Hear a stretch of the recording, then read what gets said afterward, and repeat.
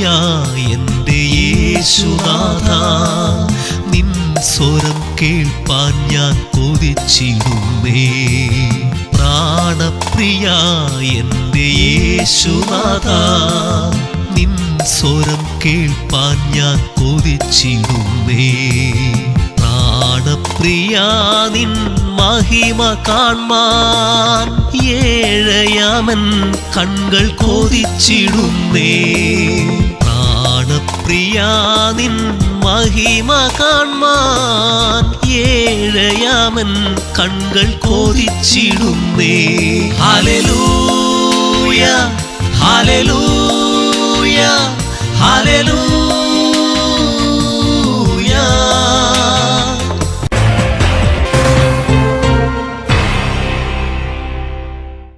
ദൈവത്തിന് മഹത്വം. Ebenezer Bible training സെൻ്ററിൻ്റെ ആഭിമുഖ്യത്തിൽ സത്യദൈവത്തിൻ്റെ സനാതന വചനം അറിയേണ്ടതുപോലെ അറിയുക, ആയിത്തീരേണ്ടതുപോലെ ആയിത്തീരുക, അറിയിക്കേണ്ടതുപോലെ അറിയിക്കുക എന്ന ലക്ഷ്യത്തോടെ നടത്തപ്പെടുന്ന വേദപഠന പരമ്പരയിലേക്ക് ഏവർക്കും സ്വാഗതം. വിശുദ്ധ വേദപുസ്തകത്തിലെ ഗിരിപ്രഭാഷണത്തെ ആധാരമാക്കി കർത്താവിൽ പ്രസിദ്ധനായ ഡോക്ടർ ആൻഡ്രൂസ് വർഗീസ് നയിക്കുന്ന ഗിരിപ്രഭാഷണ ഇതളുകൾ എന്ന പഠന പരമ്പരയിലേക്ക് ഏവർക്കും സ്വാഗതം.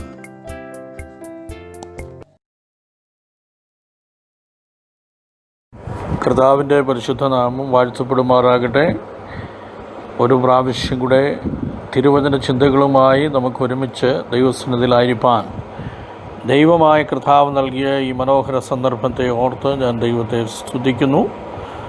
നാം തുടർമാനമായി ചിന്തിച്ചു വരുന്ന ഗിരിപ്രഭാഷണ ഇതളുകൾ എന്നുള്ള ചിന്തയുടെ തുടർച്ചയായി ഇന്നും അല്പസമയം ഒരുമിച്ച് ഗിരിപ്രഭാഷണത്തിൽ നിന്ന് ചിന്തിക്കുവാൻ ദൈവനാമത്തിൽ ആശ്രയിക്കുകയും പ്രാർത്ഥിക്കുകയും ചെയ്യുകയാണ്. കഴിഞ്ഞ ഒരാഴ്ച മുഴുവൻ നാം ആയിരുന്ന ഇടങ്ങളിൽ ദൈവം നമ്മെ പരിപാലിക്കുകയും സൂക്ഷിക്കുകയും ചെയ്തല്ലോ. ദൈവത്തിൻ്റെ വിശ്വസ്തതയെ ഓർത്ത് നമുക്കൊരുമിച്ച് ദൈവത്തെ മഹത്വപ്പെടുത്തുകയും ഇന്നും നമ്മോട് സ്വർഗം സംസാരിക്കേണ്ടതിനായി ഇടപെടേണ്ടതിനായി നമ്മുടെ ജീവിതത്തിൽ രൂപാന്തരത്തിനായി ദൈവവചനം ക്രിയ ചെയ്യേണ്ടതിനായി ദൈവസന്നിധിയിൽ ഏൽപ്പിച്ച് നമുക്ക് പ്രാർത്ഥിക്കുകയും ചെയ്യാം.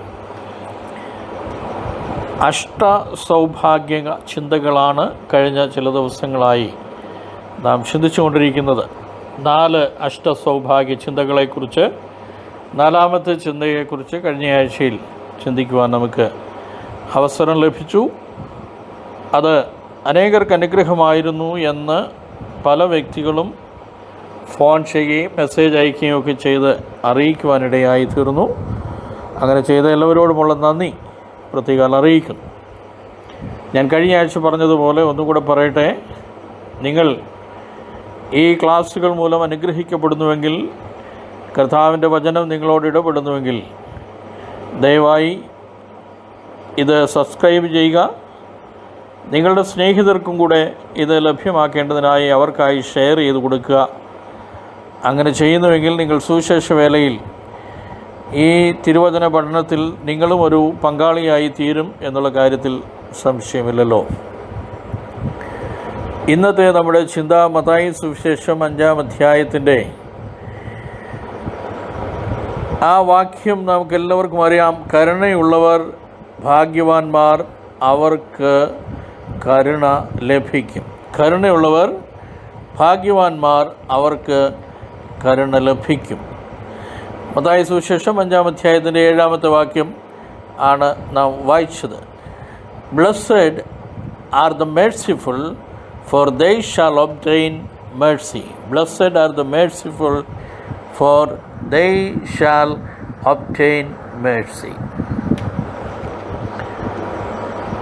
വേദപുസ്തകത്തിൽ ദൈവത്തിൻ്റെ ആട്രിബ്യൂട്ട്സിനെ കുറിച്ച് അല്ലെങ്കിൽ ദൈവപ്രകൃതിയെക്കുറിച്ച് സംസാരിക്കുന്ന ഭാഗങ്ങളിൽ, ദൈവ സ്വഭാവത്തെക്കുറിച്ച് സംസാരിക്കുന്ന ഭാഗങ്ങളിലൊക്കെ യഹോവ കരുണയും കൃപയും നിറഞ്ഞവൻ, God is full of mercy and love എന്നൊക്കെയുള്ള പദപ്രയോഗങ്ങൾ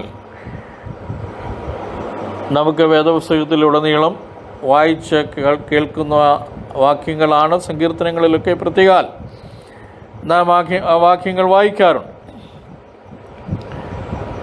അപ്പോൾ കരുണ, ഇവിടെ കർത്താവ് കരുണാർദ്രനായ ക്രിസ്തു തൻ്റെ ശിഷ്യന്മാരെ പഠിപ്പിക്കുമ്പോൾ അവരോട് പറയുക, കരുണയുള്ളവർ ഭാഗ്യവാന്മാർ, അവർക്ക് കരുണ ലഭിക്കും. നാം വിശാലമായ ആ പദത്തിൽ നിന്നുകൊണ്ടുള്ള ചിന്തയിലേക്ക് പ്രവേശിക്കുന്നതിന് മുമ്പായി ക്ലാസ്സുകൾ ശ്രദ്ധിച്ചുകൊണ്ടിരിക്കുന്ന ഒരു പഠിതാവ് എന്നോട് ചോദിച്ച ഒരു സംശയത്തിന് മറുപടി നൽകിക്കൊണ്ട് ക്ലാസ്സുകളിലേക്ക് ഈ നാം വായിച്ചു കേട്ട വേദഭാഗത്തിൻ്റെ ചിന്തയിലേക്ക് പ്രവേശിക്കുവാനായിട്ട് താല്പര്യപ്പെടുകയാണ്. അദ്ദേഹം ഒരു ബൈബിൾ വിദ്യാർത്ഥിയാണ്, ഒരു ബൈബിൾ കോളേജിൽ പഠിച്ചുകൊണ്ടിരിക്കുന്ന ഒരു മാന്യ വ്യക്തിയാണ്. പേര് പറയുന്നില്ല. വചനത്തെ സ്നേഹിക്കുകയും വചനം നന്നായി പഠിക്കണമെന്ന് ആഗ്രഹിക്കുകയും ചെയ്യുന്ന ആ സഹോദരനെ ഓർത്ത് ആ ദൈവത്തെ സ്തുതിക്കുന്നു. അദ്ദേഹം എന്നോട് സംസാരിച്ചപ്പോൾ ചോദിച്ച ഒരു ചോദ്യം, താങ്കളുടെ പ്രസംഗങ്ങളിലൊക്കെ അഷ്ടസൗഭാഗ്യം എന്നാണല്ലോ പറയുന്നത്. എന്നാൽ മത്തായി സുവിശേഷം 5-ാം അധ്യായത്തിൻ്റെ 3 മുതൽ 11 വരെയുള്ള വാക്യങ്ങൾ അവിടെ വായിക്കുമ്പോൾ ഭാഗ്യവാന്മാർ എന്നുള്ള പദം 9 പ്രാവശ്യം റിപ്പീറ്റ് ചെയ്തിരിക്കുന്നതായിട്ട്, 9 പ്രാവശ്യം എഴുതപ്പെട്ടിരിക്കുന്നതായിട്ട് വായിക്കുവാൻ സാധിക്കുന്നുണ്ട്. അപ്പോൾ ഇത് അഷ്ടസൗഭാഗ്യമാണോ അതോ നവസൗഭാഗ്യമാണോ, 9 ഭാഗ്യങ്ങളാണോ? ആ വിഷയത്തിൽ ഒരു വിശദീകരണം ആ മാന്യ സഹോദരൻ ആവശ്യപ്പെടുകയുണ്ടായി.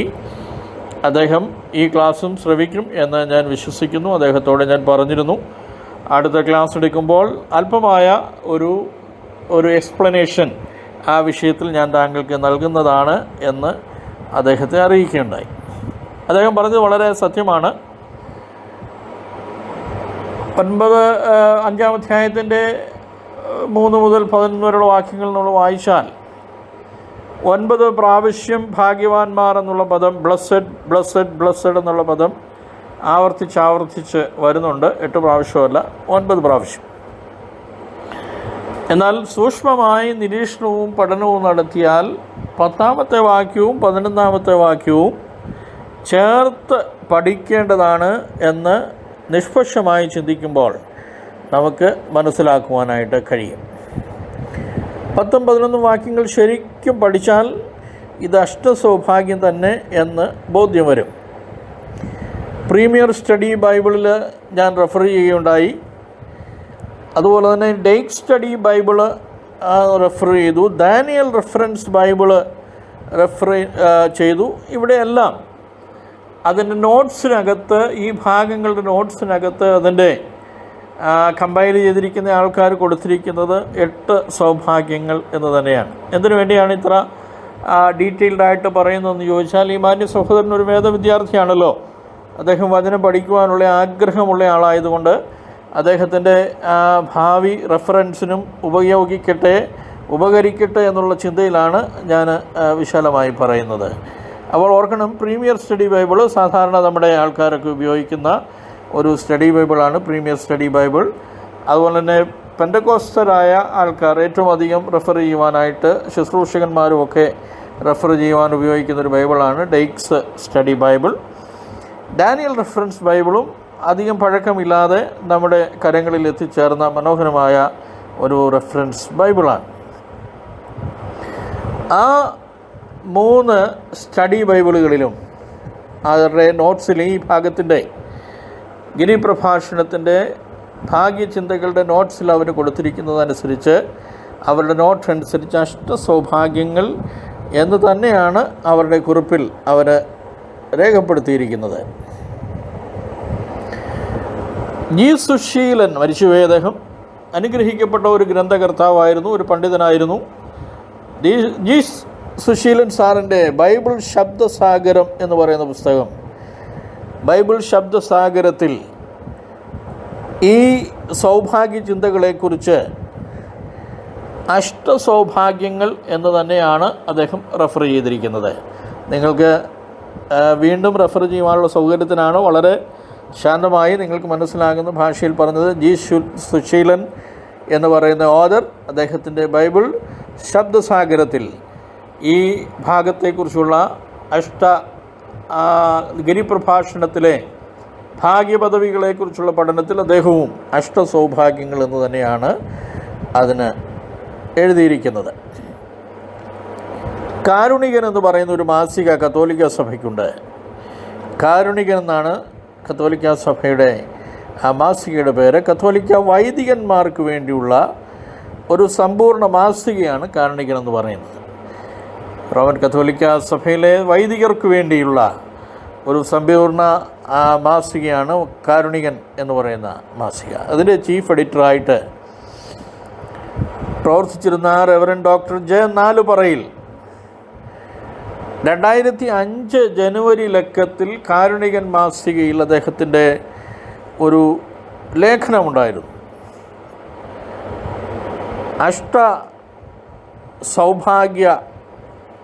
അഷ്ടസൗഭാഗ്യങ്ങളുടെ മല എന്നുള്ള പദപ്രയോഗമാണ് അദ്ദേഹം ആ ലേഖനത്തിൽ ഉപയോഗിച്ചിരിക്കുന്നത്. അദ്ദേഹം ആ ലേഖനത്തിൽ പറഞ്ഞിരിക്കുന്ന വിഷയം തൻ്റെ 9 വർഷത്തെ യെരുശലേം വാസത്തെക്കുറിച്ചാണ്. 9 വർഷത്തോളം തൻ്റെ പഠനത്തോടുള്ള ബന്ധത്തിൽ യെരുശലേമിൽ താമസിച്ച് പഠിച്ച വളരെ പണ്ഡിതനായ ആ റെവറൻഡ് നാലുപറയിൽ അദ്ദേഹത്തിൻ്റെ യെരുശലേം വാസത്തിലെ പഠനത്തിൽ നിന്നാണ് മർക്കോസിൻ്റെ സുവിശേഷത്തിനെക്കുറിച്ചുള്ള പഠനത്തിന് അദ്ദേഹത്തിനൊരു ഡോക്ടറേറ്റൊക്കെ കിട്ടി. മർക്കോസിൻ്റെ സുവിശേഷത്തെക്കുറിച്ചുള്ള തൻ്റെ ആ പഠനത്തിനാണ് ഡോക്ടറേറ്റ് കിട്ടിയത്. അപ്പോൾ അദ്ദേഹം കാരുണികൻ മാസികയിൽ എഴുതിയ തൻ്റെ എഴുത്തിൽ അദ്ദേഹം പറഞ്ഞിരിക്കുന്നത് അഷ്ടസൗഭാഗ്യങ്ങളുടെ മലയെന്നാണ്. അഷ്ടഭാഗ്യങ്ങളുടെ മല. ആ മലയെക്കുറിച്ച് ഒരു ജിയോഗ്രഫിക്കൽ എക്സ്പ്ലനേഷൻ, അതിൻ്റെ ഭൂമിശാസ്ത്രപരമായ ചില പ്രത്യേകതകളും സ്ഥാനങ്ങളും അതിൻ്റെ മാപ്പുകളുമൊക്കെ അദ്ദേഹത്തിൻ്റെ ആ എഴുത്തിനകത്ത് അദ്ദേഹം ഉൾക്കൊള്ളിച്ചിട്ടുണ്ട്. നിങ്ങൾ പഠിക്കുവാൻ ആഗ്രഹിക്കുന്നവർക്ക് നിങ്ങളുടെ റെഫറൻസിന് വേണ്ടി അത് സൂചിപ്പിച്ചു എന്ന് മാത്രമേ ഉള്ളൂ. നമ്മൾ വേദപുസ്തകം പഠിക്കുമ്പോൾ കർത്താവിൻ്റെ പഠിപ്പിക്കലുകളും സുവിശേഷത്തിൻ്റെ സത്യങ്ങളും ഒക്കെ മനസ്സിലാക്കുവാൻ ശ്രമിക്കുമ്പോൾ ഏതെങ്കിലും ഒരു പ്രത്യേക വിശ്വാസ സംഹിതയോട് ബന്ധപ്പെട്ട് നിൽക്കുന്ന ഒരു ഗ്രൂപ്പിൻ്റെ മാത്രം പഠിപ്പിക്കലുകളെ ആശ്രയിക്കാതെ വളരെ സങ്കുചിതമായ ഒരു പഠിപ്പിക്കൽ, ഒരു ചിന്ത ആ സരണിയിലേക്ക് നമ്മൾ പോകാതെ വിശാലമായ ഒരു കാഴ്ചപ്പാടിലേക്ക് നിന്നുകൊണ്ട് മറ്റുള്ളവർ എന്ത് പറയുന്നു അതിൽ വിശ്വസനീയമായ കാര്യങ്ങൾ ഏറ്റെടുക്കുവാൻ നാം വിമുഖത കാണിക്കുവാൻ പാടില്ല എന്നുള്ള വിഷയം കൂടെ ഞാൻ ഈ തരുണത്തിൽ നിങ്ങളെ ഓർമ്മിപ്പിക്കുകയാണ്. ഈ എക്സ്പ്ലനേഷൻ കൊണ്ട് എൻ്റെ മാന്യ സുഹൃത്തിൻ്റെ സംശയം, ആ വാത്സല്യ സഹോദരൻ്റെ സംശയം മാറി എന്ന് ഞാൻ വിശ്വസിക്കട്ടെ. തുടർന്നും നിങ്ങൾക്ക് ഈ പഠനത്തോടുള്ള ബന്ധത്തിൽ ഏതെങ്കിലും വിഷയത്തിൽ ഞാൻ ക്ലാസ് എടുക്കുന്ന, ഞങ്ങൾ പഠിപ്പിക്കുന്ന വിഷയങ്ങളിൽ മാന്യമായ രീതിയിലുള്ള സംശയങ്ങൾ ചോദിക്കുവാൻ നിങ്ങൾക്ക് അവസരമുണ്ടായിരിക്കും. നിശ്ചയമായും അതിൻ്റെ അടുത്ത ക്ലാസ്സിലോ അതല്ലെങ്കിൽ അതിൻ്റെ അടുത്ത ക്ലാസ്സിലോ ആ സംശയങ്ങളുടെയൊക്കെ നിവാരണം വരുത്തി തന്നെ മുമ്പോട്ട് പഠനം കൊണ്ടുപോകുവാനാണ് ക്രിസ്തുവിൽ ശരണപ്പെടുന്നത്. കാരണം ഇതൊരു ബൈബിൾ സ്റ്റഡിയാണ്. കഴിഞ്ഞ ആഴ്ചയിൽ ഞാൻ പറഞ്ഞതുപോലെ ഇതൊരു അപ്ലോസ് കിട്ടാൻ വേണ്ടിയുള്ള, കയ്യടി കിട്ടാൻ വേണ്ടിയുള്ള, അല്ലെങ്കിൽ എല്ലാവരും ഒരുമിച്ച് സ്തോത്രം പറഞ്ഞ് ദൈവത്തെ മഹത്വപ്പെടുത്താൻ വേണ്ടിയുള്ള ഒരു ഇമോഷണൽ പ്രീച്ചിങ് അല്ല എന്ന് നാം പ്രത്യേകം മനസ്സിലാക്കണം. നാം കർത്താവ് പഠിപ്പിച്ച ചില വേദപുസ്തക സത്യങ്ങളെ, സനാതനമായ ക്രിസ്തുവിൻ്റെ വാക്കുകളെ അതിൻ്റെ ശരിയായിട്ടുള്ള അർത്ഥത്തിലും തലത്തിലും മനസ്സിലാക്കുവാൻ നാം ആത്മാർത്ഥമായി നടത്തുന്ന ഒരു ശ്രമമാണ് നമ്മുടെ ഈ പഠനം എന്നുള്ള കാര്യം നാം ആരും മറന്നു പോകരുത്. നമ്മുടെ ചിന്തയിലേക്ക് നമുക്ക് മടങ്ങി വരാം. കരുണയുള്ളവർ ഭാഗ്യവാന്മാർ, അവർക്ക് കരുണ ലഭിക്കും. Blessed are the merciful, for they shall obtain mercy. വളരെയധികം നമ്മൾ കേൾക്കുന്ന കരുണയെക്കുറിച്ച് കേൾക്കുന്ന ഒരു കാലഘട്ടത്തിൽ കാരുണ്യപരമായ പ്രവർത്തനങ്ങളൊക്കെ നമ്മുടെ കണ്ണിൻ്റെ മുമ്പിൽ കാണുന്ന ഒരു കാലഘട്ടത്തിലൊക്കെയാണ് നാം ഇപ്പോൾ ജീവിക്കുന്നത്. പലപ്പോഴും ഈ കരുണാപരമായ പ്രവൃത്തികൾ രംഗത്ത് വരുന്നത് ഒരു നാച്ചുറൽ കലാമിറ്റിയോ ഒരു വലിയ ഇപ്പോൾ സംഭവിച്ചുകൊണ്ടിരിക്കുന്ന COVID-19 പോലെയുള്ള ഒരു മഹാമാരിയോ ഒരു പാൻഡമിക്കോ ഒക്കെ സമൂഹത്തിന് ദോഷമായി ഭവിക്കുമ്പോഴാണ് സമൂഹത്തിലെ കരുണയുള്ള ആൾക്കാർ ഒരുമിച്ച് കൂടി ചില പ്രവൃത്തികൾ, കരുണയുടെ പ്രവൃത്തികളൊക്കെ നടത്തുന്നത് നമുക്ക് കാണുവാൻ കഴിയുന്നത്. കേരളത്തിൽ കഴിഞ്ഞ വർഷങ്ങളിൽ 2 പ്രാവശ്യം ജലപ്രളയമുണ്ടായി. അതിൻ്റെ നേർസാക്ഷ്യങ്ങളായിരുന്ന നമുക്കൊക്കെ അറിയാവുന്നൊരു കാര്യം, നാം ഒരിക്കലും പ്രതീക്ഷിക്കാത്ത തലത്തിലുള്ള, ഇവൻ നമ്മുടെ ഗവൺമെൻറ് പോലും പ്രതീക്ഷിക്കാത്ത തലത്തിലേക്ക് ഉയർന്ന കാരുണ്യ പ്രവാഹം അതിന് നടുവിലുണ്ടായി എന്നുള്ളത് ഒരു യാഥാർത്ഥ്യമാണ്. ഞാനതിൻ്റെ ക്രിട്ടിക്കൽ സൈഡിലേക്ക് കടക്കുന്നില്ല. ക്രിട്ടിക്കൽ സൈഡിലേക്ക് കടക്കുമ്പോൾ അതിനകത്ത് ചിലപ്പോൾ രാഷ്ട്രീയം വന്നെന്ന് പറയും. അതുകൊണ്ട് ആ ഭാഗം ഞാനങ്ങ് മനഃപൂർവ്വം വയ്ക്കുകയാണ്. ഒഴുകി വന്ന കാരുണ്യം അതിൻ്റെ യഥാർത്ഥ കരങ്ങളിലെത്തിയോ എന്നുള്ളതൊക്കെ വലിയ വലിയ ചോദ്യചിഹ്നങ്ങളാണ്. അതിലേക്ക് നമ്മൾ ഈ ബൈബിൾ സ്റ്റഡിയിൽ കടക്കുവാനായിട്ട് താല്പര്യപ്പെടുന്നില്ല. കർത്താവ് പഠിപ്പിച്ചു, കരുണയുള്ളവർ ഭാഗ്യവാന്മാരാണ്. കരുണയുള്ളവർ, അവർക്ക് കരുണ ലഭിക്കും. അത് ലോകം മുഴുവൻ അംഗീകരിച്ച ഒരു തിയറിയും കൂടിയാണ്. നാം മറ്റുള്ളവരോട് കരുണയുള്ളവരായിരുന്നാൽ നിശ്ചയമായും നമുക്ക് തിരിച്ച് കരുണ ലഭിക്കുന്ന ഒരു കാഴ്ച നമുക്ക് കാണുവാനായിട്ട് കഴിയും. 3 പ്രത്യേക പദങ്ങൾ ഞാൻ നിങ്ങളുടെ ശ്രദ്ധയിലേക്ക് കൊണ്ടുവരുവാനായിട്ട് താല്പര്യപ്പെടുകയാണ്. അതിലൊന്ന് ജസ്റ്റിസ്, രണ്ടാമത്തത് മേഴ്സി, മൂന്നാമത്തത് ഗ്രേസ്. ജസ്റ്റിസ് നീതി, മേഴ്സി കരുണ, മൂന്നാമത്തത് ഗ്രേസ് കൃപ. ഈ 3 പദങ്ങൾ ഒരു വേദ പഠിതാവിൻ്റെ ചിന്തയിൽ എപ്പോഴും ഉണ്ടായിരിക്കണം.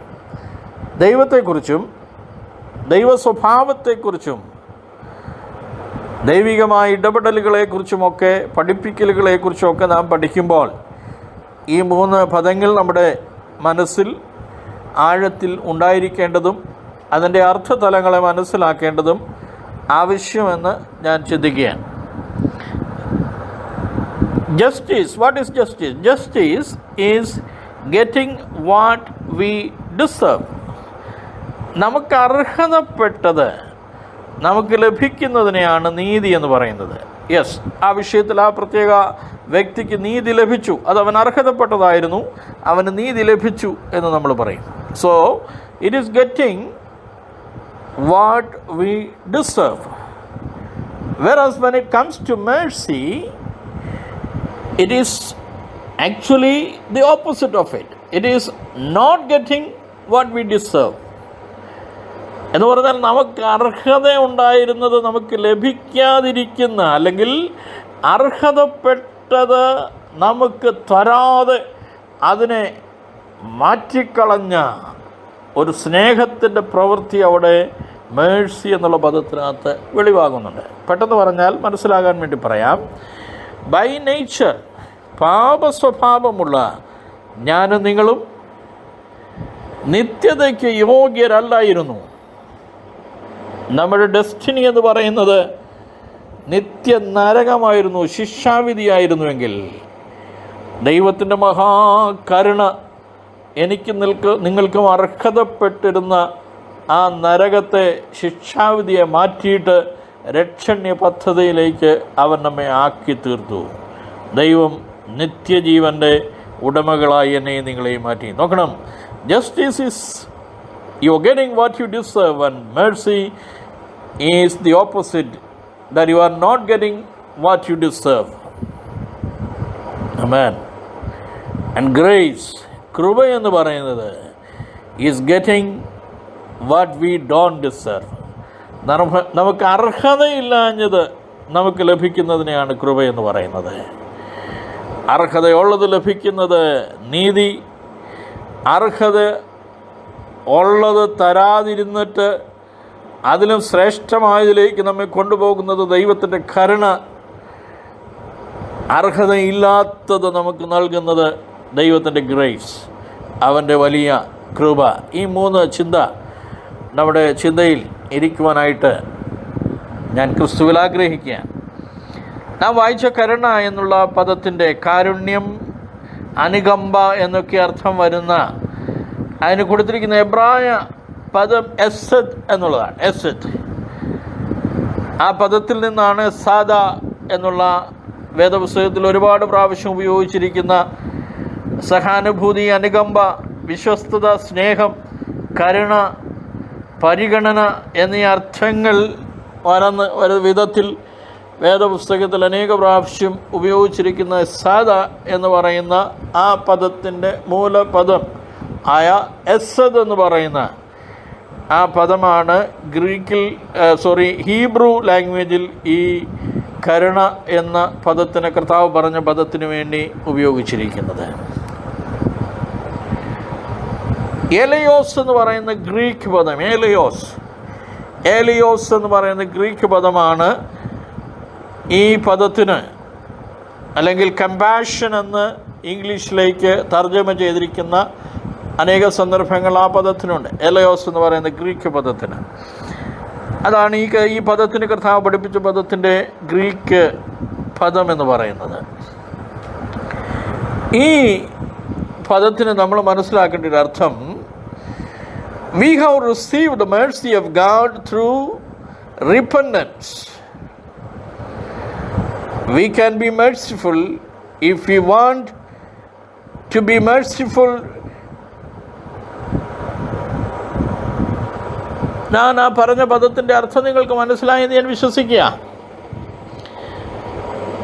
നമ്മൾ കരുണയുള്ളവരായിരിക്കണം എന്ന് നാം വിചാരിച്ചാൽ നമുക്ക് കരുണയുള്ളവരാകുവാനായിട്ട് കഴിയും. എന്താ അതിൻ്റെ അർത്ഥം? പലപ്പോഴും കരുണ എന്ന് പറയുന്ന സ്വഭാവം തക്ക സമയത്ത് വെളിയിലെടുക്കാതെ അല്പം മാറ്റി വയ്ക്കുന്ന, അല്ലെങ്കിൽ അവസരമുണ്ടായിട്ടും കരുണ കാണിക്കാതെ ഇരിക്കുന്ന ചില സന്ദർഭങ്ങളൊക്കെ നമുക്ക് ജീവിതത്തിൽ കാണുവാനായിട്ട് കഴിയും. നമ്മുടെ ജീവിതത്തിൽ ഒരു പക്ഷേ അങ്ങനെയുള്ള സന്ദർഭങ്ങളൊക്കെ ഉണ്ടായിരുന്നിരിക്കാം. അർഹിക്കുന്നവരോട്, കഷ്ടപ്പെടുന്നവരോട്, ദുഃഖമനുഭവിക്കുന്നവരോട് കരുണ കാണിക്കാമായിരുന്ന ചില സന്ദർഭങ്ങളിലെങ്കിലും നമ്മൾ ചിലപ്പോൾ മുഖം തിരിച്ച് പോയിട്ടുണ്ടായിരിക്കാം. എന്നാൽ ദൈവം നമ്മെക്കുറിച്ച് ആഗ്രഹിക്കുന്നത് to be merciful to others, മറ്റുള്ളവരോട് കരുണ കാണിക്കുന്നവരായിരിക്കാനാണ് നമുക്ക് ദൈവസന്നിധിയിൽ ദൈവം നമ്മെക്കുറിച്ച് ആഗ്രഹിക്കുന്നത്. അതാണ്. ഇങ്ങനെയാണ് ഒരു ചിന്തകൻ പറഞ്ഞിരിക്കുന്നത്, if we are in merciful, that means we haven't actually received God's mercy. നാം കരുണയുള്ളവരല്ലെങ്കിൽ, if we are not merciful, he says that means you haven't actually received the mercy of God. നിങ്ങളുടെ ജീവിതത്തിൽ നിങ്ങൾ ദൈവത്തിൻ്റെ കരുണ അനുഭവിച്ചിട്ടില്ലാത്തയാളാണ് എന്നാണ് ഒരു ചിന്തകൻ പറഞ്ഞിരിക്കുന്നത്. Those who have received forgiveness show forgiveness to others. ഇത് കർത്താവ് പഠിപ്പിച്ച ഒരു വലിയ സിദ്ധാന്തമാണ്. നിങ്ങൾക്ക് ക്ഷമിച്ചു കിട്ടിയെങ്കിൽ, നിങ്ങളുടെ കടങ്ങളെ നിങ്ങളോട് ക്ഷമിച്ചെങ്കിൽ, നിങ്ങളും മറ്റുള്ളവരോട് ക്ഷമിക്കുവാനായിട്ട് തയ്യാറാകും. നിങ്ങൾക്ക് ക്ഷമിച്ചു കിട്ടിയെങ്കിൽ, നിങ്ങളുടെ കടങ്ങളെ നിങ്ങളോട് ക്ഷമിച്ചെങ്കിൽ, നിങ്ങളും മറ്റുള്ളവരോട് ക്ഷമിക്കുവാനായിട്ട് തയ്യാറാകും. Coming back to that particular word, mercy എന്നുള്ള പദത്തിലേക്ക് നമ്മൾ മടങ്ങി വരുമ്പോൾ, എൻ്റെ ഗ്രീക്ക് പദങ്ങളൊക്കെ നമ്മൾ പറഞ്ഞല്ലോ. ആ ഗ്രീക്ക് പദത്തിന് മേഴ്സി എന്നുള്ള ആ അർത്ഥത്തിന്, കമ്പാഷൻ, മേഴ്സി എന്നൊക്കെയുള്ള അർത്ഥത്തിന് വേണ്ടി ഉപയോഗിച്ചിരിക്കുന്ന ആ ഗ്രീക്ക് പദത്തിൻ്റെ റൂട്ടിലേക്കൊന്ന് പോയാൽ, അല്ലെങ്കിൽ നമ്മൾ മുമ്പേ പറഞ്ഞ എബ്രായ പദത്തിൻ്റെയൊക്കെ റൂട്ടിലേക്കൊന്ന് പോയാൽ, it has got A wonderful meaning. അതിന് വളരെ മനോഹരമായ നാം മനസ്സിലാക്കേണ്ട മറ്റൊരു അർത്ഥതലം കൂടെ ഉണ്ട് അതിന്. അതിങ്ങനെയാണ്: to get inside someone else's skin. മറ്റൊരുവൻ്റെ സ്കിന്നിനകത്തേക്ക്, മറ്റൊരുവൻ്റെ അവൻ്റെ സ്കിന്നിനകത്തേക്ക് കയറി ആ വ്യക്തിയുമായിട്ട് താതാത്മ്യം പ്രാപിക്കുന്ന ആ ഒരു പ്രോസസ്സാണ് അതിൻ്റെ മൂലപദത്തിൽ ആഴമായുള്ള അർത്ഥത്തിൽ നമുക്ക് മനസ്സിലാക്കുവാനായിട്ട് കഴിയുന്നത്. ഒന്ന് നോക്കണേ, മറ്റൊരുവൻ്റെ സ്കിന്നിനകത്തേക്ക് കയറുക എന്ന് പറഞ്ഞാൽ എന്താ അർത്ഥം? This means that you can totally identify with what he is seeing, thinking and feeling. When you are inside the skin of somebody else, what you can actually feel, that he can see like the other man is seeing, he can think like the other man is thinking, and he can feel like the other man is feeling. മറ്റുള്ളവൻ കാണുന്നത് പോലെ കാണുവാൻ, ചിന്തിക്കുന്നത് പോലെ ചിന്തിക്കുവാൻ, അവൻ്റെ ഫീലിങ്സിനെ അതേപോലെ തന്നെ അറിയുവാൻ, അതിനുവേണ്ടി മറ്റൊരുവൻ്റെ സ്കിന്നിലേക്ക് പ്രവേശിക്കുന്ന, മറ്റുള്ളവൻ്റെ ഉള്ളിലേക്ക് പ്രവേശിക്കുന്ന, അവനുമായിട്ട് താതാത്മ്യം പ്രാപിക്കുന്ന ആ വലിയ ഒരർത്ഥം ഈ പദത്തിന്, ഇതിൻ്റെ മൂലപദത്തിൽ നിന്ന് നമുക്ക് മനസ്സിലാക്കുവാനായിട്ട് കഴിയുകയാണ്. നമുക്കറിയാമല്ലോ, ദൈവം, God came into the skin of man through Christ to be able to identify with us. നമ്മെ മനസ്സിലാക്കുവാൻ, നമ്മളോട് താതാത്മ്യം പ്രാപിക്കുവാൻ, to be identified with a human being, what God did. He sent His Son Jesus Christ into this world into a human form, into human skin. ഒരു മനുഷ്യരൂപമെടുത്തുകൊണ്ട് God came into the skin of a man. യേശു ക്രിസ്തു എന്ന് ചരിത്രത്തിൽ ലോകരക്ഷകനെന്ന് ചരിത്രം സാക്ഷ്യപ്പെടുത്തുന്ന, വിശുദ്ധ Bible വിളിച്ചു പറയുന്ന യേശു ക്രിസ്തു ഒരു മനുഷ്യൻ്റെ സ്കിന്നിനകത്തേക്ക്, ഒരു മനുഷ്യരൂപമെടുത്ത് ദൈവം അവനെ ലോകത്തിലേക്ക് അയച്ചു. എന്തിനു വേണ്ടിയാണ്? He just wanted to see what we are seeing. നാം എങ്ങനെ കാണുന്നുവെന്ന് അവനൊന്ന് മനസ്സിലാക്കണമായിരുന്നു. നാം എങ്ങനെയാണ് തിങ്ക് ചെയ്യുന്നത്, ചിന്തിക്കുന്നതെന്ന് അവനൊന്ന് മനസ്സിലാക്കണമായിരുന്നു. നാം എങ്ങനെയാണ് ഫീൽ ചെയ്യുന്നത് എന്ന് എൻ്റെ കർത്താവിനൊന്ന് മനസ്സിലാക്കണമായിരുന്നു.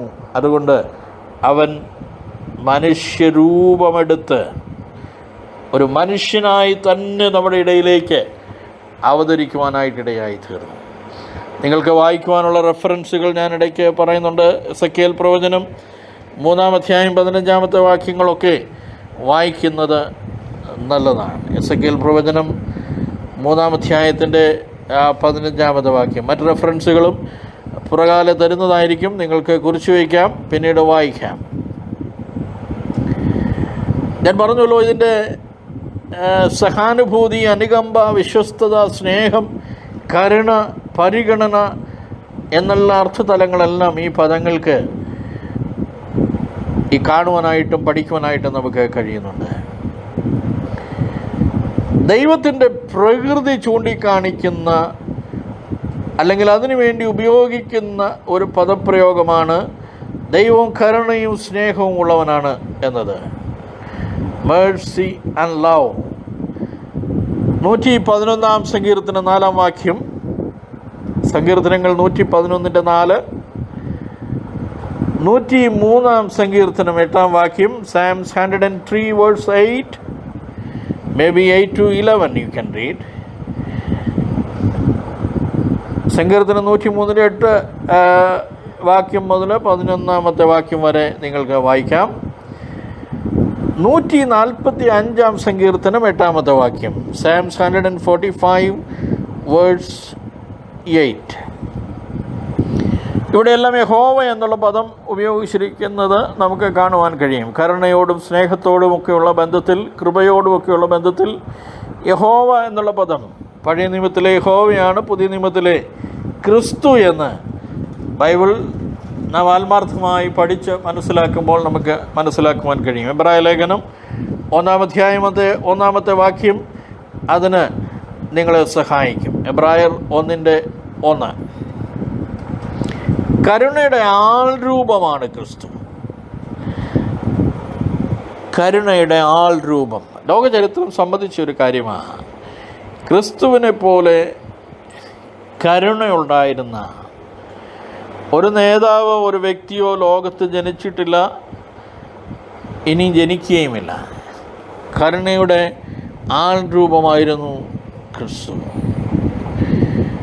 എന്ന് പറയുമ്പോൾ ആ കരുണയുടെ ആൾരൂപത്തെ തിരിച്ചറിഞ്ഞ പാവങ്ങളായ കുറേ ശിഷ്യന്മാരാണ് ഈ ഗിരിപ്രഭാഷണം കേൾക്കുവാൻ യേശുവിൻ്റെ ഒപ്പം മലമുകളിലേക്ക് കയറിപ്പോയിരിക്കുന്നത്. ഈ കരുണാർദ്രമായ പ്രവർത്തനം മൂലം ദൈവനാമം മഹത്വപ്പെടുകയും മനുഷ്യർ അനുഗ്രഹിക്കപ്പെടുകയും ചെയ്യും. അല്ലെങ്കിൽ അങ്ങനെ ചെയ്യണം. ദൈവനാമം മഹത്വപ്പെടണം, മനുഷ്യർ അനുഗ്രഹിക്കപ്പെടണം. കരുണാർദ്രമായ പ്രവൃത്തി കൊണ്ട് ദൈവം നമ്മെക്കുറിച്ച് ആഗ്രഹിക്കുന്നതാണ്. കരുണയുള്ളവരായിരിക്കുക എന്നത് ക്രിസ്തു എന്ന യഥാർത്ഥ സത്യത്തെ ഉൾക്കൊള്ളുന്നവർക്ക് അവഗണിക്കാനാവാത്ത ഒരു യാഥാർത്ഥ്യമാണ്. കരുണയുള്ളവരായിരിക്കുക എന്ന് പറഞ്ഞാൽ അതിൻ്റെ അർത്ഥം ക്രിസ്തു എന്ന് പറയുന്ന ഏക സത്യത്തെ, യഥാർത്ഥ സത്യത്തെ ഉൾക്കൊള്ളുന്ന ഒരുവന് കരുണയില്ലാത്തവനായി ഇരിക്കുവാൻ കഴിയുകയില്ല. കരുണയില്ലാത്തവനായി ഇരിക്കുവാൻ കഴിയുകയില്ല. സഹജീവികളോട് കരുണ കാണിക്കുക എന്നുള്ളത് ദൈവമക്കളുടെ ധാർമ്മികമായ ബാധ്യതയാണ്. ദൈവമക്കളുടെ ധാർമ്മികമായ ബാധ്യതയാണ്. ഇവിടെ ഒരു നിമിഷം നിങ്ങളുടെ ചിന്ത ഞാനൊന്ന് എടുക്കുക. ഞാൻ പറഞ്ഞല്ലോ, ഒരുപാട് ആക്ട് ഓഫ് മേഴ്സീസ് മാധ്യമങ്ങളിലൂടെ അറിയുന്നവരാണ് നാം. ചില കരുണയുടെ പ്രവൃത്തി എന്നൊക്കെ കൊട്ടിഘോഷിക്കുന്ന ചില പ്രവർത്തനങ്ങളുടെ ഫോട്ടോയും അതിൻ്റെ വീഡിയോയും ഒക്കെ കണ്ടിട്ട് സങ്കടം വന്ന ചില സന്ദർഭങ്ങളൊക്കെയുണ്ട്. ഒരു സഹായം ആവശ്യമുള്ള മനുഷ്യൻ ചിലപ്പോൾ, എപ്പോഴത്തെയും കാര്യമല്ല ഞാൻ പറയുന്നത്, ചിലപ്പോൾ അദ്ദേഹം രഹസ്യമായി ആ സഹായം ലഭിക്കണമെന്ന് ആഗ്രഹിക്കുന്ന ആളായിരിക്കും. അല്ലെങ്കിൽ കരുണ സ്വീകരിക്കപ്പെടുന്നയാൾ, കരുണാർദ്രമായ നിങ്ങളുടെ പ്രവൃത്തിയുടെ ബെനിഫിഷ്യറി എന്ന് പറയുന്നയാൾ. നിങ്ങളൊരു കരുണാർദ്രമായ പ്രവൃത്തി ചെയ്താൽ ആ പ്രവൃത്തി കൊണ്ട് അനുഗ്രഹിക്കപ്പെടുന്ന, പ്രയോജനപ്പെടുന്ന ആ വ്യക്തിക്കൊരു പ്രൈവസി ഉണ്ട്. ആ വ്യക്തിയുടെ പ്രൈവസിയെ മാനിച്ചുകൊണ്ട് വേണം നമ്മുടെ പ്രവൃത്തികളൊക്കെ നമ്മൾ ചെയ്യുവാനായിട്ട്, കരുണാർദ്രമായ പ്രവൃത്തികൾ ചെയ്യാൻ. നമ്മൾ കണ്ടിട്ടില്ലേ, 2000 രൂപയുടെ ഒരു ചെറിയ സഹായം ഒരു പാവം മനുഷ്യന് ചെയ്തിട്ട്, ഞാൻ ആ പണമൊക്കെ വെറുതെ നിങ്ങൾ മനസ്സിലാക്കാൻ വേണ്ടി പറഞ്ഞതാണ് കേട്ടോ, അല്ലാതെ ആരെയും പ്രത്യേകിച്ച് ഉദ്ദേശിച്ച് പറഞ്ഞൊന്നുമല്ല. 2000 രൂപയുടെ ഒരു സഹായം ഒരു മനുഷ്യന് കൊടുത്തിട്ട് ഒരു 7-8 പേര് ഇങ്ങനെ ഒരുമിച്ച് കൈ നീട്ടി ആ മനുഷ്യന് ഈ സഹായം കൊടുക്കുന്ന ഒരു വലിയ ഫോട്ടോ ഒക്കെ എടുത്ത് 4000 രൂപ ചിലവാക്കി ആ ഫോട്ടോ ഫ്രെയിം ചെയ്ത്, അല്ലെങ്കിൽ അത് മാധ്യമങ്ങളിൽ പണം മുതലാക്കി ചിലവാക്കി അച്ചടിച്ച് വരാൻ കാണിക്കുന്ന ആ ഉത്സാഹം, അത് ക്രിസ്തുവിൽ ദർശിച്ച ഒരു ദിവ്യ സ്വഭാവമായിട്ട് ഉൾക്കൊള്ളുവാൻ അല്പം ബുദ്ധിമുട്ടുണ്ട്. അത് ഒരുപക്ഷെ ഞാൻ ചിന്തിക്കുന്നത് പോലെ തന്നെ ചിന്തിക്കുന്ന ഒരുപാട് ആൾക്കാർ കാണുമെന്ന് എനിക്ക് നിശ്ചയമായി വിശ്വാസമുണ്ട്. നമ്മുടെ സഹജീവികളോട് കരുണ കാണിക്കുക എന്നുള്ളത് ഞാൻ പറഞ്ഞല്ലോ ദൈവമക്കളുടെ ഒരു ധാർമ്മികമായ കടമയാണ്. ക്രിസ്തുവിൽ നിന്ന് നാം പകർത്തേണ്ട ദിവ്യ സ്വഭാവമാണ് കരുണ. മറന്നു പോകരുതേ, ക്രിസ്തുവിൽ നിന്നാണ് കരുണ പകർത്തേണ്ടത്. മറ്റൊരു മനുഷ്യനിൽ നിന്നോ നേതാവിൽ നിന്നോ അല്ല കരുണ പകർത്തേണ്ടത്, ക്രിസ്തുവിൽ നിന്നാണ് ആ കരുണ നാം പകർത്തേണ്ടത്. വലിയ ഒച്ചയും ബഹളവും ഒന്നുമില്ലാതെ ഒരുപാട് കരുണാമയമായ ആ കാരുണ്യത്തിൻ്റെ സ്പർശമുള്ള പ്രവൃത്തി ചെയ്യുന്ന ചില നല്ല ആൾക്കാർ നമ്മുടെ സമൂഹത്തിലുണ്ട്. പലപ്പോഴും നാം അവരെ നോട്ടീസ് ചെയ്യുന്നില്ല എന്നുള്ളതാണ് സത്യം. നാം അവരെ തിരിച്ചറിയുന്നില്ല എന്നുള്ളതൊരു വലിയ യാഥാർത്ഥ്യമാണ്. നിങ്ങളൊരു പക്ഷേ കേട്ടിരിക്കും, ദയാബായി എന്ന് പറയുന്ന ഒരു മാന്യ വനിതയുണ്ട്. ദയാബായി കോട്ടയം ജില്ലയിലെ പാലയ്ക്കടുത്തുള്ള സ്വദേശത്ത് ഒരു മലയാളി കത്തോലിക്ക കുടുംബത്തിൽ ജനിച്ചു വളർന്ന ഒരു മാന്യ വനിതയാണവർ. അവർക്ക് കിട്ടിയ ദർശനമനുസരിച്ച് അവർ നോർത്ത് ഇന്ത്യയിലെ ആദിവാസി ഊരുകളിൽ അവരുടെ ഉന്നമനത്തിനായി അവരോട് താതാത്മ്യം പ്രാപിച്ചുകൊണ്ട് പ്രവൃത്തി തുടങ്ങുവാനിടയായി തീർന്നു. വർഷങ്ങളോളം അവരെ ആരും അറിഞ്ഞില്ല. ദയാബായി എന്ന് പറയുന്ന ഒരു മാന്യ വനിത ഉണ്ടെന്ന് പോലും വർഷങ്ങളോളം ആർക്കും തിരിച്ചറിയുവാൻ കഴിഞ്ഞില്ല. എന്നാൽ കാലപ്പഴക്കത്തിൽ അവർ ചെയ്യുന്ന പ്രവൃത്തിയുടെ, അവരുടെ കരുണാർദ്രമായ ആ പ്രവർത്തനങ്ങളുടെ മഹത്വം മനസ്സിലാക്കി ലോകം അവരെ ആദരിക്കുകയുണ്ടായി. ഈ വളരെ കുറഞ്ഞ നാളുകളെ ആയുള്ളൂ ദയാബായി എന്ന് പറയുന്ന ആ വ്യക്തി ഒരു സോഷ്യൽ ഫിഗറായി മാറിയിട്ട് സമൂഹത്തിൽ അവരറിയപ്പെടാൻ തുടങ്ങിയിട്ട് കുറച്ച് കാലങ്ങളെ ആകുന്നുള്ളൂ. അത് നാം മറന്നു പോകരുത്. യഥാർത്ഥത്തിലുള്ള കരുണയുടെ പ്രവൃത്തി എന്ന് പറയുന്നത് അധികം പബ്ലിസിറ്റി ഇല്ലാതെ, അധികം ആരും അറിയാതെ നടത്തേണ്ട ഒരു കാര്യമാണ് കരുണയുടെ പ്രവർത്തനങ്ങൾ. ഇടയ്ക്കിടയ്ക്കൊക്കെ നമ്മുടെ പത്രമാധ്യമങ്ങളൊക്കെ വായിക്കുമ്പോൾ, സാധാരണഗതിയിൽ പത്രങ്ങളിൽ അത്ര നല്ല വാർത്തകളൊന്നും വരാറില്ല, അത്ര സന്തോഷമുള്ള വാർത്തകളൊന്നും അല്ല സാധാരണ പത്രങ്ങളിൽ വരാറ്. എന്നാൽ ഇടയ്ക്കൊക്കെ ചില നല്ല വാർത്തകളൊക്കെ നമ്മുടെ പത്രങ്ങളിലൊക്കെ നമുക്ക് ലഭിക്കാറുണ്ട്. വീടില്ലാത്തവർക്ക് വീട് വെച്ച് കൊടുക്കുവാനായിട്ട് അധികം വലിയ സമ്പന്നരൊന്നും അല്ലാത്ത ആൾക്കാർ തന്നെ, വലിയ സമ്പന്നന്മാരൊന്നും അത് ചെയ്തൊന്നും വരില്ല, എന്നാൽ വലിയ സമ്പന്നന്മാരല്ലാത്ത ആൾക്കാർ തന്നെ അവർക്കുള്ള ഭൂമി അവർക്ക് ആവശ്യത്തിനുള്ളത് മാറ്റിവെച്ചിട്ട് പാവങ്ങൾക്കായിട്ട് വീതം വെച്ച് കൊടുക്കുകയും കയ്യിൽ അവർക്ക് പണമുണ്ടെങ്കിൽ അവർക്ക് വീട് വെച്ച് കൊടുക്കുകയൊക്കെ ചെയ്യുന്ന, നമ്മുടെ കുഞ്ഞുങ്ങളെ പഠിപ്പിക്കുവാൻ നിർവാഹമില്ലാതെ വലയുന്നവർക്ക് ആരും അറിയാതെ അവരുടെ എഡ്യൂക്കേഷൻ എക്സ്പെൻസസിനെ മീറ്റ് ചെയ്യുന്ന, ഇങ്ങനെയൊക്കെ കുറേ നല്ല പ്രവൃത്തികൾ ചെയ്യുന്ന ആൾക്കാർ നമ്മുടെ സമൂഹത്തിലുണ്ട്. ഇല്ല എന്നല്ല ഞാൻ പറയുന്നത്, അങ്ങനെയുള്ള പലരെയും എനിക്കറിയാം. പക്ഷേ അവരിൽ പൊതുവായി കണ്ടുവരുന്ന ഒരു സ്വഭാവവിശേഷം എന്ന് പറയുന്നത് അവരാരും പബ്ലിസിറ്റി ആഗ്രഹിക്കാത്തവരാണ്. ഞങ്ങളാണിത് ചെയ്യുന്നതെന്ന് അറിയുവാൻ അവരാരും ആഗ്രഹിക്കുന്നില്ല. എന്നാൽ മറിച്ച് വേറൊരു കൂട്ടരുണ്ട്, എന്തെങ്കിലും ഒരു സഹായം, ഒരു കരുണയുടെ പ്രവൃത്തി ഒരാൾക്ക് ചെയ്തിട്ട് ഇത് സ്വീകരിച്ചയാൾ ജീവിതകാലം മുഴുവൻ അവരോട് നന്ദിയുള്ളവരായിരിക്കണം, അവരെ പുകഴ്ത്തിക്കൊണ്ട് നടക്കണമെന്ന് ഉള്ളിലെങ്കിലും ആഗ്രഹിക്കുന്ന ഒരു കൂട്ടരുണ്ട്. അതും നാം മറന്നു പോകരുത്. ഇത് ഈ വിഷയത്തോടുള്ള ബന്ധത്തിൽ സമൂഹത്തിൽ നിലനിൽക്കുന്ന ഒരു യാഥാർത്ഥ്യവും ഈ ഒരു യാഥാർത്ഥ്യത്തിൻ്റെ രണ്ട് വശങ്ങളുമായിട്ട് തന്നെ നമ്മളതിനെ കാണണം.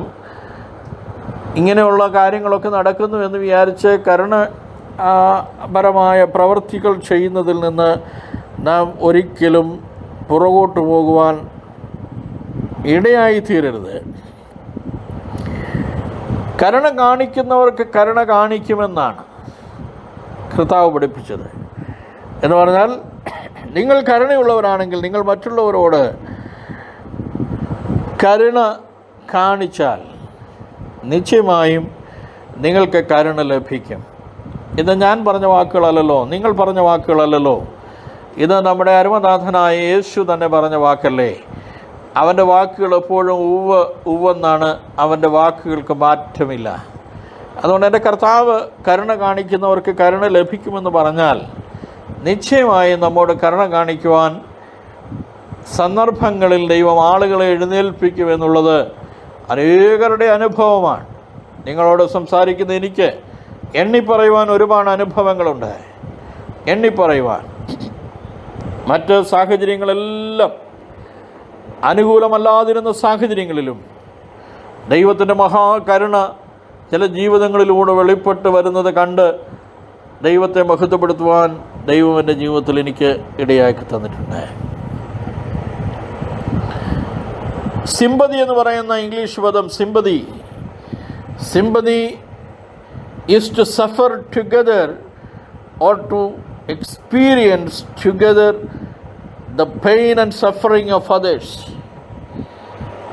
മറ്റുള്ളവനോട് ചേർന്ന് അവൻ്റെ ബുദ്ധിമുട്ടുകൾ, അവൻ്റെ ആ സഫറിങ്സിനെ അനുഭവിക്കുക, അല്ലെങ്കിൽ അതൊന്ന് അനുഭവിച്ച് മനസ്സിലാക്കുക എന്നൊക്കെയുള്ള അർത്ഥത്തിലാണ് ആ സഫറിങ്സ് എന്ന് പറയുന്ന പദം, അല്ലെങ്കിൽ സിമ്പതി എന്ന് പറയുന്ന ആ പദം അവിടെ ഉപയോഗിച്ചിരിക്കുന്നത്. ലൂക്കോസിൻ്റെ സുവിശേഷം 10-ാം അധ്യായം അതിൻ്റെ 30 മുതൽ 37 വരെയുള്ള വേദഭാഗങ്ങളൊക്കെ നമുക്ക് വായിക്കുവാനായിട്ടിടയായിത്തീരും.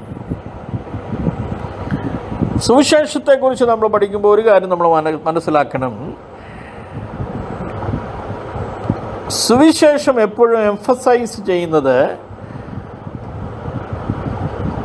What you are or what we are, not what we are doing. നാം എന്ത് ചെയ്യുന്നു എന്നുള്ളതല്ല സുവിശേഷത്തിന് ഏറ്റവും അധികം പ്രാധാന്യം.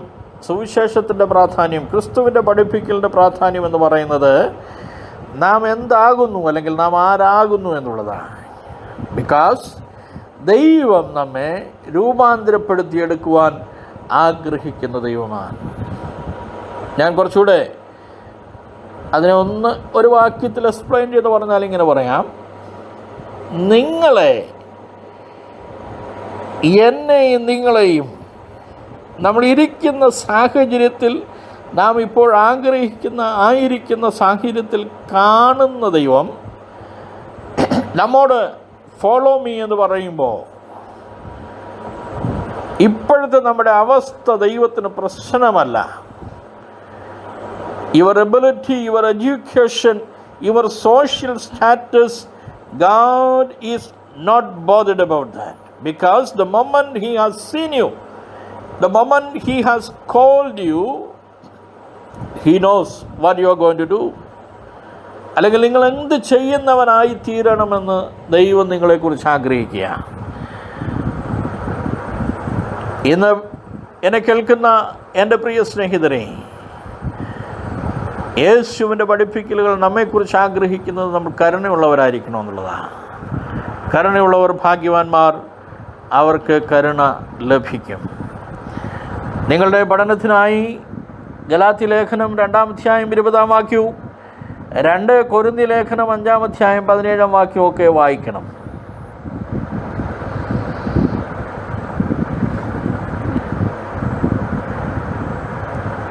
If we want to become what God wants us to be, we will do what God wants us to do. ദൈവമായിരിക്കുന്ന അല്ലെങ്കിൽ ദൈവമായി തീരണമെന്ന് ആഗ്രഹിക്കുന്ന വ്യക്തിയായി ഞാൻ നിങ്ങൾ മാറുവാൻ ആഗ്രഹിക്കുന്നെങ്കിൽ ദൈവം ആഗ്രഹിക്കുന്ന പ്രവൃത്തി ചെയ്യുവാനും നമ്മൾ തയ്യാറാകും. ദ ബീറ്റിറ്റ്യൂഡ്സ്, ഭാഗ്യചിന്തകളെന്ന് പറയുന്നത്, it's like a beacon light that calls us to self-examination. നമ്മെ ഒന്ന് സ്വയശോധനയ്ക്കായി നമ്മെ മാടി വിളിക്കുന്ന ഒരു ബീക്കൺ ലൈറ്റ് പോലെയാണ് ഈ സൗഭാഗ്യ ചിന്തകളെന്ന് പറയുന്നത്. If we are merciful, then the others will be merciful to us. നാം കരുണയുള്ളവരായിരുന്നാൽ, കരുണ പ്രവർത്തിക്കുന്നവരായിരുന്നാൽ മറ്റുള്ളവർ നമ്മോടും കരുണയുള്ളവരായിരിക്കും. ലൂക്കോസിന്റെ സുവിശേഷം 6-ാം അധ്യായം 38-ാമത്തെ വാക്യം, 1 കൊരിന്ത്യ ലേഖനം 11-ാം അധ്യായം 28 മുതൽ 31 വരെയുള്ള വേദഭാഗങ്ങൾ. സമയം അതിക്രമിക്കുന്നത് കൊണ്ട് ഞാൻ എൻ്റെ ഈ ക്ലാസ് ഇവിടെ വൈൻഡപ്പ് ചെയ്യുകയാണ്. കർത്താവ് പറഞ്ഞു, കരുണ ഉള്ളവർ ഭാഗ്യവാന്മാർ, അവർക്ക് കരുണ ലഭിക്കും. Blessed are the merciful. Blessed are the merciful, for they shall obtain mercy. അവർക്ക് കരുണ ലഭിക്കും. ഒരു ചിന്തകൻ ഇങ്ങനെ പറഞ്ഞു, ബധിരർക്കും കുരുടർക്കും അന്ധർക്കും മനസ്സിലാകുന്ന ഒരേ ഒരു ഭാഷയാണ് കാരുണ്യം. ബധിരർക്കും കുരുടർക്കും അന്ധർക്കും മനസ്സിലാകുന്ന ഒരേ ഒരു ഭാഷയാണ് കാരുണ്യം അഥവാ ദയ എന്ന് പറയുന്നത്. ഷേക്സ്പിയർ ഇങ്ങനെ പറഞ്ഞു, കാരുണ്യം 2 പ്രാവശ്യം അനുഗ്രഹീതമാണ്. നൽകുന്നവനെയും സ്വീകരിക്കുന്നവനെയും അത് ഒരുപോലെ അനുഗ്രഹിക്കുന്നു. ഷേക്സ്പിയറുടെ വാക്കുകളാണ്. കാരുണ്യം 2 പ്രാവശ്യം അനുഗ്രഹീതമാണ്. നൽകുന്നവനെയും സ്വീകരിക്കുന്നവനെയും അത് ഒരുപോലെ അനുഗ്രഹിക്കുന്നു. ഒരു പഴമൊഴിയുണ്ട്, അതോടെ പറഞ്ഞ് ഞാൻ അവസാനിപ്പിക്കട്ടെ. കാരുണ്യമുള്ള മനുഷ്യൻ ആപ്പിൾ മരം പോലെയാണ്, ഫലം നൽകിയിട്ട് നിശബ്ദനായിരിക്കും. ഒരു പഴമൊഴിയുടെ പരിഭാഷയാണ് ഞാൻ പറഞ്ഞത്, ഒരു പ്രോവർബിൻ്റെ പരിഭാഷയാണ് പറഞ്ഞത്. കാരുണ്യമുള്ളവൻ ഒരാപ്പിൾ മരം പോലെയാണ്, മധുരതരമായ ഫലം നൽകിയിട്ട് വളരെ നിശബ്ദമായിരിക്കുന്ന ഒരവസ്ഥ. ഒരു പ്രാവശ്യം കൂടെ ആ വാക്യം ഞാൻ പറയട്ടെ. കരുണയുള്ളവർ ഭാഗ്യവാന്മാർ, അവർക്ക് കരുണ ലഭിക്കും. Blessed are the merciful, for they shall obtain mercy. ദൈവമായ കർത്താവ് ഈ വാക്കുകളെ അനുഗ്രഹമാക്കി തീർക്കട്ടെ. നമ്മുടെ ജീവിതത്തിൽ അല്പം വ്യതിയാനമെങ്കിലും വരുവാൻ പരിശുദ്ധാത്മാവ് കാരണമായെങ്കിൽ ഞാൻ കൃതാർത്ഥനായി. ദൈവം നമ്മെ അനുഗ്രഹിക്കുമാറാകട്ടെ. Coming back to that